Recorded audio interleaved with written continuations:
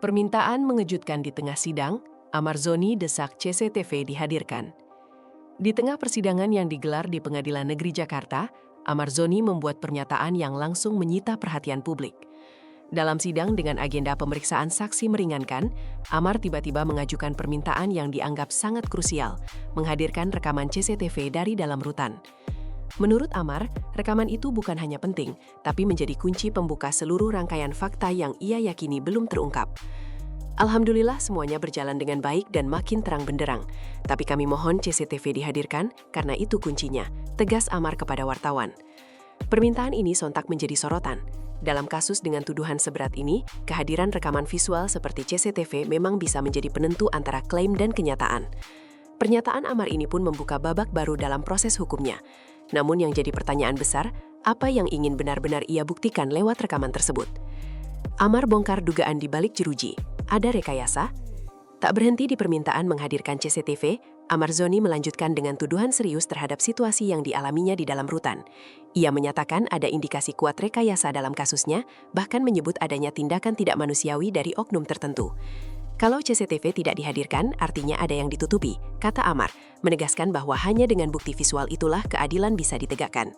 Amar juga menekankan bahwa apa yang dia alami tidak bisa dibuktikan hanya dengan keterangan lisan. Klaim semacam ini, jika benar, tentu berpotensi mengguncang sistem peradilan dan pemasyarakatan. Ia menantang semua pihak untuk membuka akses terhadap kebenaran yang menurutnya telah lama terkunci. Hal ini tentu saja menambah tensi dalam persidangan, sekaligus memicu pertanyaan publik.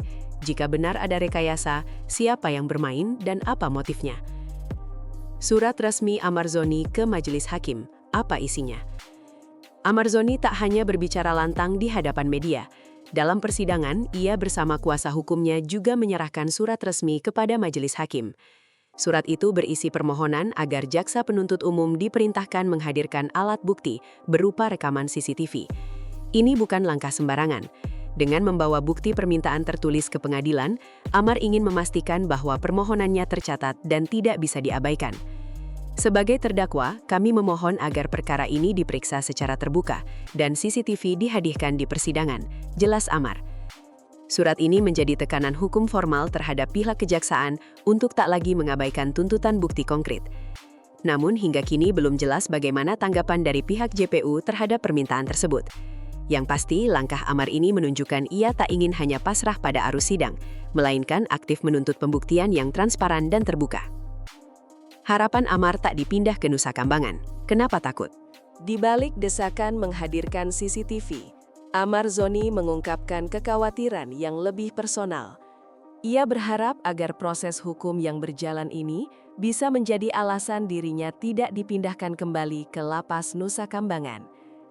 Saya berharap semuanya terbuka, agar saya tidak dikembalikan ke sana, ujarnya. Pernyataan ini menimbulkan pertanyaan, ada apa sebenarnya di balik ketakutan Amar terhadap pemindahan itu?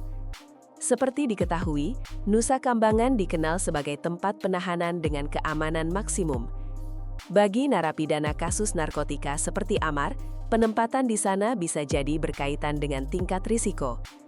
Namun jika benar ada perlakuan tak manusiawi seperti yang ia sebutkan sebelumnya, maka permintaan ini bisa berarti lebih dari sekadar lokasi tahanan. Ini bisa menjadi bentuk perlawanan terhadap perlakuan yang ia anggap melanggar hak-haknya sebagai tahanan. Amar ingin membuktikan dirinya bukan pelaku utama, dan CCTV diyakininya bisa memperjelas segalanya. Di balik tembok rutan, Amar akui terancam. Pernyataan paling mengejutkan datang ketika Amar mengaku bahwa dirinya sempat merasa terancam selama ditahan. Ia menyebut adanya tekanan dari oknum tertentu, yang membuatnya akhirnya memilih bicara terbuka di ruang sidang. Alhamdulillah saya dijaga dan dilindungi, tapi memang ada ancaman-ancaman, makanya saya berani bicara lantang, katanya. Ini bukan sekadar ucapan emosional. Jika benar ada tekanan yang dialaminya, maka integritas proses hukum pun bisa dipertanyakan. Pernyataan ini sekaligus menjelaskan kenapa Amar begitu keras memohon agar CCTV dihadirkan. Ia merasa rekaman visual itu satu-satunya bukti yang bisa melindunginya dari ancaman lanjutan, sekaligus membungkam narasi sepihak yang beredar. Dalam situasi seperti ini, publik wajar mempertanyakan siapa sebenarnya pihak yang ia maksud sebagai oknum dan apakah mereka memiliki kuasa di balik sistem tahanan. Soal LPSK, perlindungan yang tak sepenuhnya tercapai. Saat ditanya soal pendampingan dari Lembaga Perlindungan Saksi dan Korban (LPSK), Amar dan kuasa hukumnya memberi jawaban yang agak diplomatis.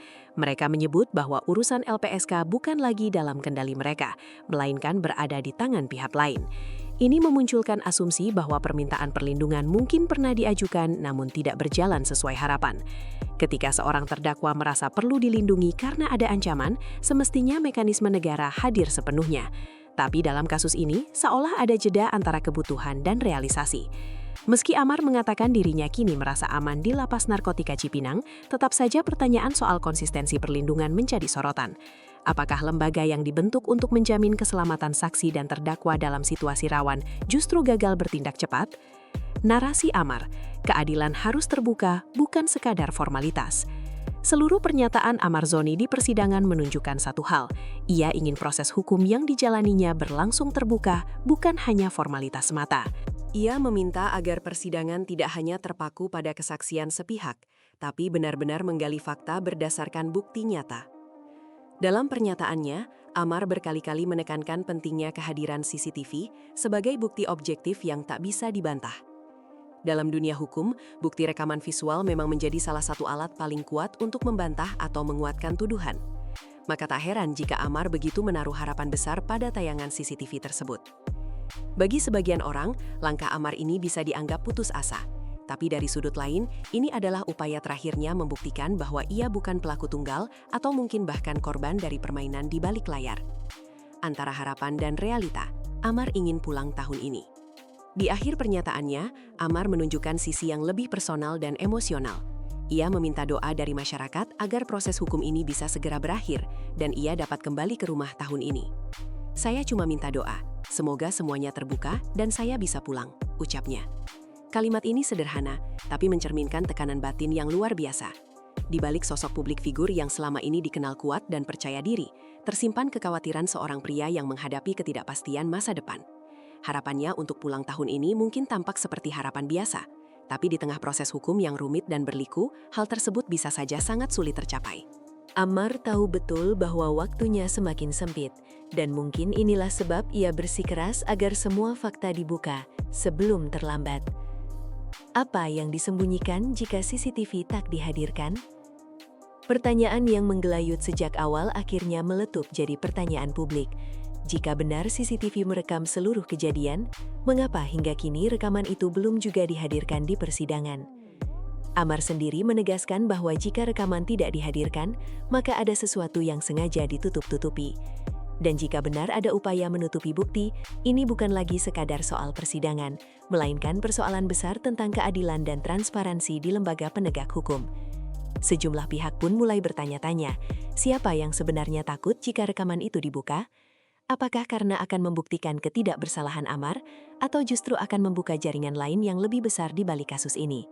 Yang pasti, sorotan terhadap kehadiran CCTV kini bukan hanya milik Amar, tapi sudah menjadi tuntutan publik. Sidang belum usai tapi pertarungan kebenaran sudah dimulai. Persidangan Amar Zoni mungkin masih berjalan, namun pertarungan untuk mengungkap kebenaran sejatinya sudah dimulai sejak ia membuka suara di ruang sidang. Dengan nada tegas, Amar meminta CCTV, melawan ketakutan, dan mengungkap ancaman yang selama ini tersembunyi di balik dinding rutan. Permintaan ini bukan hanya tentang membela diri, tapi juga tentang menantang sistem yang dianggapnya tidak transparan. Kini, sorotan bukan lagi hanya pada Amar, tapi pada semua pihak yang terlibat dalam proses hukum ini. Apakah CCTV akan benar-benar dihadirkan? Apakah keadilan akan berpihak pada kebenaran atau tetap tertutup di balik ruang sidang? Jawabannya masih samar. Namun satu hal yang pasti, publik kini tidak lagi diam. Mereka menunggu, menyaksikan, dan berharap bahwa akhir dari drama ini adalah satu, kebenaran yang tak lagi bisa disembunyikan.